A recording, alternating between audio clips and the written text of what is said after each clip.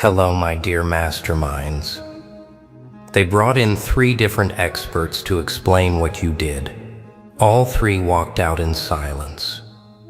Not because they disagreed with each other, but because none of them could explain how it was even possible. The result was real, triple-checked, verified from 6 different angles. The numbers didn't lie. The outcome sat there. Undeniable, final, clean. But the path to it? That made no sense to anyone watching. They retraced every step, compared it against known methods, reviewed timelines, ran models, searched for precedent. Still couldn't connect the dots. This wasn't supposed to work the way it did. Not at that speed. Not with that level of precision. Not without visible strain. Most people leave fingerprints when they move under pressure. Effort leaks, urgency shows. Desperation announces itself. You left nothing, just the outcome. And that's what broke their confidence. Here's what unsettled them most. You didn't reject their system loudly. You simply stepped outside it quietly. And when the result landed, it forced a question none of them wanted to ask. What if the rules they've mastered don't apply to you? They replayed the sequence looking for emotional tells. Desperation, overcorrection, panic spikes. There were none, just alignment. Movement without noise, precision without performance. That's when the room shifted. Because people who understand systems know this truth. When something works without explanation, it means the operator is working from a level the system doesn't track. You didn't beat them by being smarter in the moment. You beat them by understanding timing, restraint, and leverage. Long before the move was made, they saw the result. They couldn't explain the path, and the reason is simple. You weren't performing for analysis. You were executing from clarity. And clarity doesn't leave evidence behind. Once the result locked in, the real work began on their side. Not celebration, not replication, damage control. Because experts don't lose composure when something fails. They lose composure when something works without permission. Quiet meetings followed. Everyone brought theories. Nobody brought certainty. But here's what they didn't see yet. What they were about to discover would force them to question everything they thought they knew about competence. One expert suggested you had an unseen advantage. Another assumed you exploited a blind spot in the process. Someone else called it a rare convergence of factors that wouldn't repeat. They all needed it to be accidental. Because if it wasn't, if you meant to do this, then the gap between what they know and what you see is far wider than they're willing to admit. The implications made them uncomfortable, so they kept circling the same question from different angles. How did you move so cleanly without triggering resistance? How did you bypass friction without forcing anything? How did you land a result that normally demands escalation without escalating at all? And that's when it started to dawn on them. You weren't optimizing for efficiency. You were optimizing for inevitability. You didn't push the system. You positioned yourself where the system moved for you. That's not something frameworks teach. That comes from understanding pressure, timing, and human behavior at a level that doesn't need diagrams. They went back through your past moves next, looking for patterns. Anything familiar to anchor this moment to. Precedent, anomalies, behavioral signatures. What they found deepened the confusion. You've done this before, quietly, consistently. Each time leaving outcomes without obvious struggle. No grandstanding. No narrative control. No aggressive positioning. Just results that land and stay. Repetition rules out luck. And intention, without explanation, is far more unsettling than raw force. They realized they weren't studying a single move anymore. They were studying a mindset. And mindsets don't show up in spreadsheets. They show up in timing, in restraint, in knowing when not to act. You didn't move faster than them. You moved earlier, long before the moment demanded it. By the time they noticed, the advantage was already locked. The result was no longer the mystery. The mystery was you, not your intelligence, not your resources, your calm. And here's what calm at that level actually means. Something they were about to feel firsthand. Experts are trained to detect pressure. They read urgency in tone, posture, decision speed, behavioral microsignals. You gave them none of it. You didn't rush the moment. You didn't react to obstacles. You didn't even seem invested in convincing anyone. That absence became the loudest signal in the room. Because when someone operates without visible urgency, it means the outcome is already decided in their mind, not hoped for. Decided. They began asking a quieter question now. Not how you did it, but when you knew it would work. Because there's a difference between trying something and executing something you've already tested internally. You didn't gamble, you confirmed.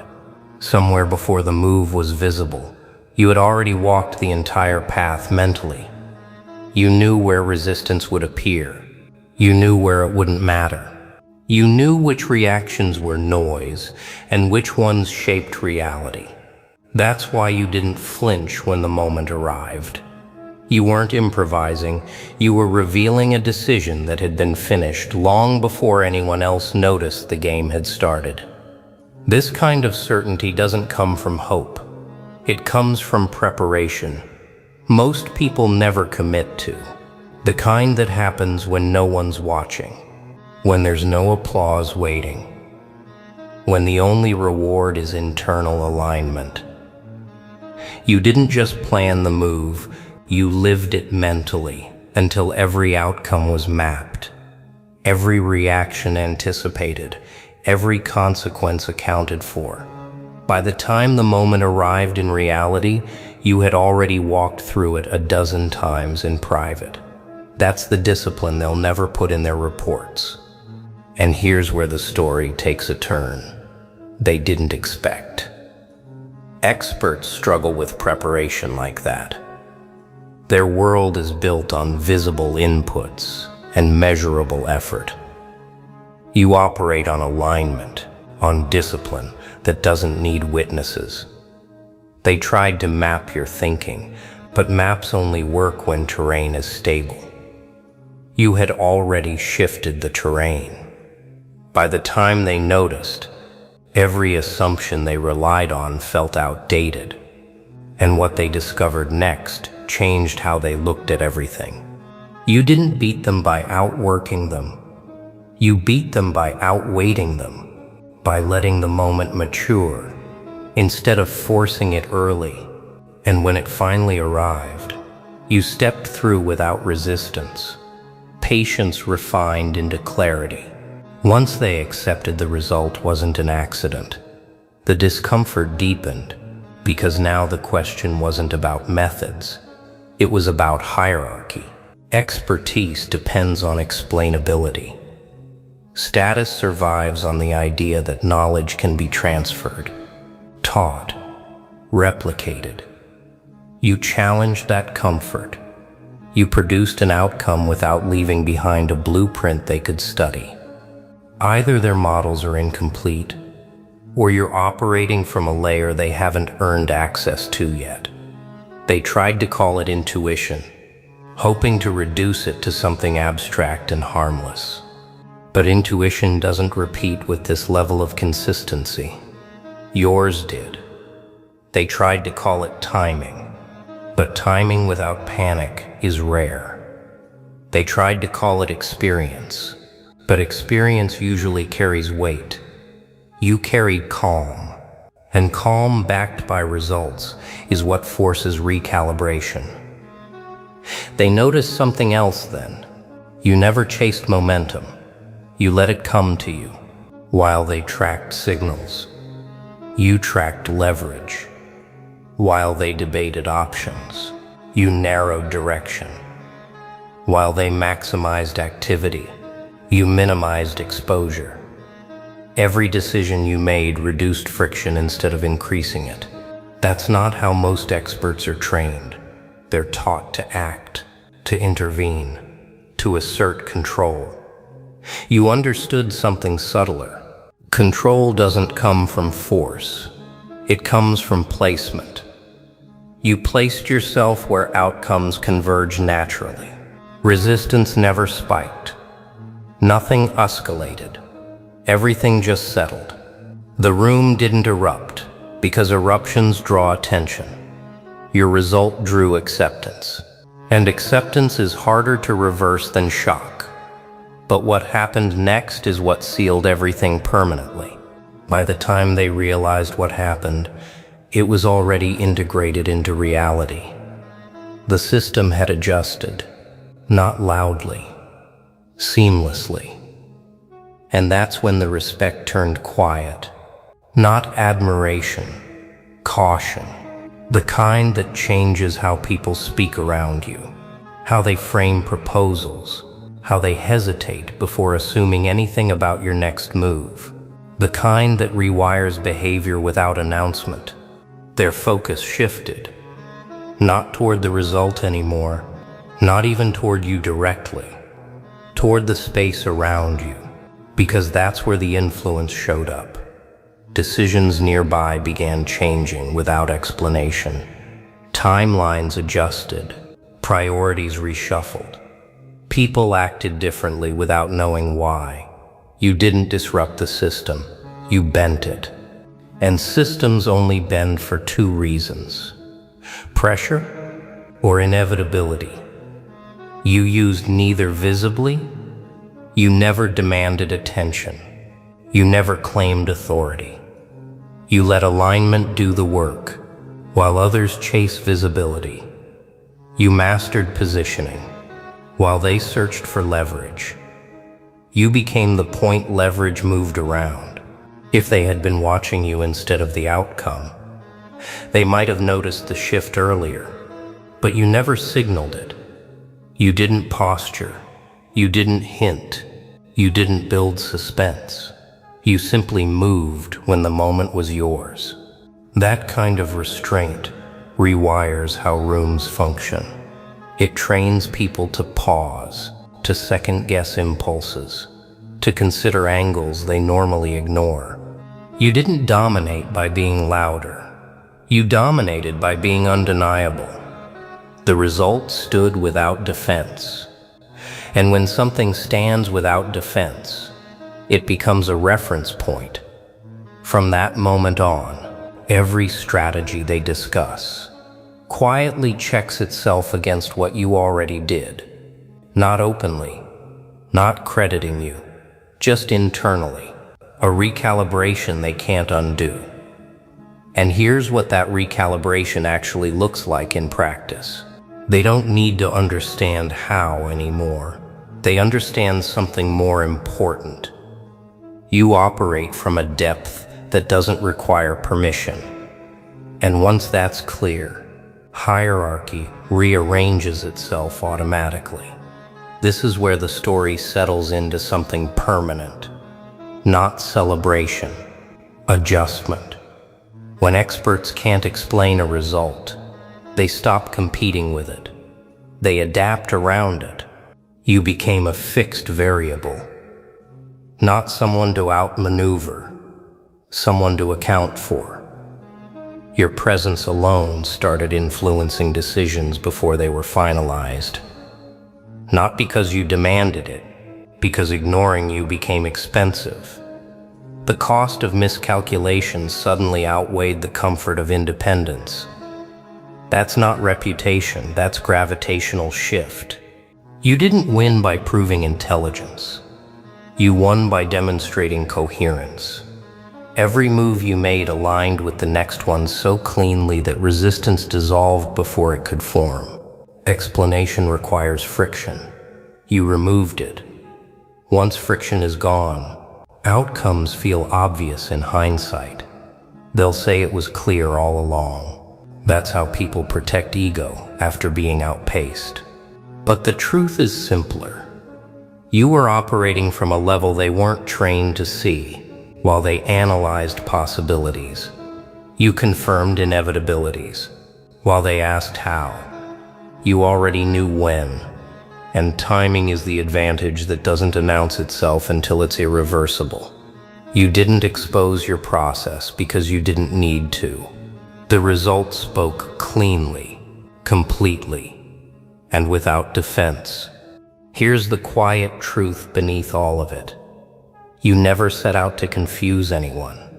You never tried to appear mysterious. You simply refused to perform for understanding. Most people move in ways that beg to be interpreted. You didn't. You moved in ways that worked. And that's what experts couldn't process. But what happens from this point forward is where it gets truly permanent. Experts are trained to analyze signals, not certainty. You gave them certainty without signals, and that short circuits every instinct they rely on.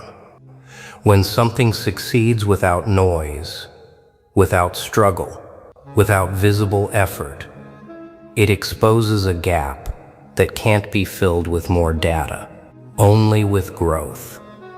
And growth is what expertise resists when it feels threatened. They'll keep replaying the result, hoping to find the missing step. They won't, because the missing step wasn't external, it was internal. Discipline built quietly, vision refined without witnesses, timing chosen instead of chased. You didn't operate from theory, you operated from alignment. And alignment doesn't leave fingerprints. It leaves outcomes, clean ones, stable ones, the kind that don't need defending. Long after the analysis fades, the effect remains. Rooms still adjust, decisions still lean, people still hesitate before assuming anything about you. Not because you demanded respect, but because you earned something rarer. Irreversibility. Your last move didn't just succeed. It taught them restraint. It taught them that not everything powerful announces itself. You created certainty. And certainty rearranges hierarchies without conflict. They don't try to predict you anymore. They try to stay out of your way. Because prediction fails when someone understands timing better than ambition. You didn't rush greatness. You waited until it aligned with you. And when it did, it moved cleanly, quietly, and permanently. So what happens from here? The pattern doesn't stop. It deepens. Once someone crosses into this level of operation, every move afterward carries the same signature. Calm, precise, irreversible. You won't need to prove yourself again. The proof is already embedded in how rooms respond to your presence, how decisions pause when you're silent, how certainty wavers when you're absent. And here's what that actually means going forward. The pattern repeats because you're not performing it. You are it. This isn't a strategy you deployed once. This is a frequency you operate from permanently. And frequency doesn't change based on audience. It doesn't adjust for comfort. It simply is. That's why they can predict the what, but never the when. They know you'll move with precision. They just can't map the timing. Because timing at this level doesn't respond to calendars. It responds to alignment. This doesn't fade because it was never built on external validation. It was built on internal coherence. And coherence doesn't degrade, it compounds.